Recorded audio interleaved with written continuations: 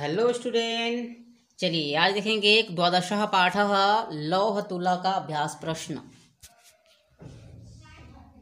अधोलिखिता नाम प्रश्न नाम उत्तराणि संस्कृत भाषा लिखत। पहला जो है संस्कृत भाषा में प्रश्नों का उत्तर लिखना है।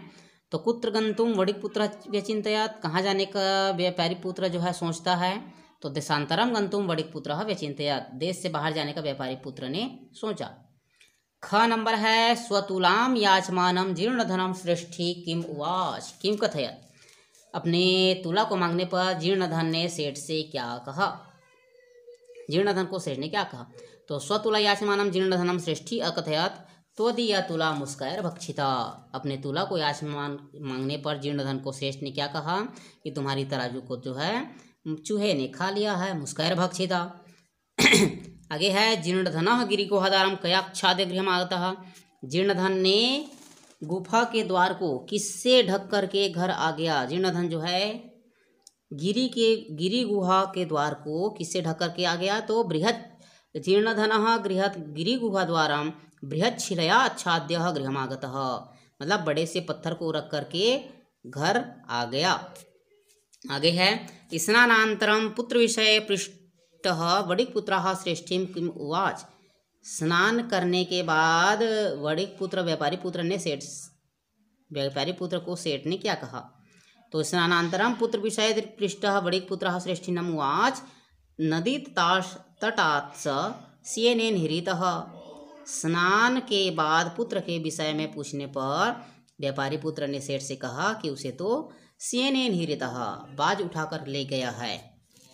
है धर्माधिकारी भी है जीर्णधन श्रेष्ठिनौ कथम संतोषित, धर्माधिकारी ने जीर्णधन और श्रेष्ठ को कैसे संतुष्ट किया। तो धर्माधिकारी जीर्णधन श्रेष्ठिनौ तुला शिशु प्रदानेन संतोषित, तुला मतलब धर्माधिकारी ने जीर्णधन को उसका तुला और सेठ को उसका पुत्र दे करके संतुष्ट किया।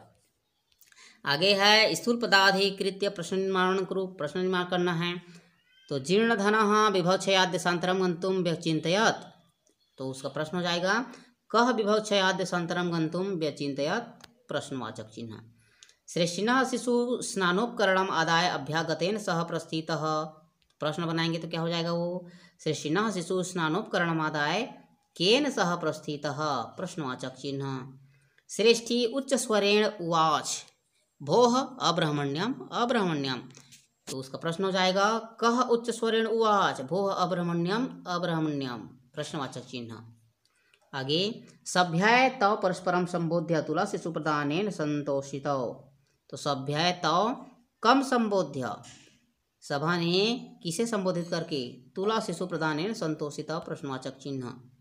तीसरा है आपका अधोलिखिता नाम श्लोका नाम अपूर्ण अन्वय प्रदत्त पाठम आधृत्य तम पूरयत, पाठ के आधार पर श्लोक को पूर्ण करना है।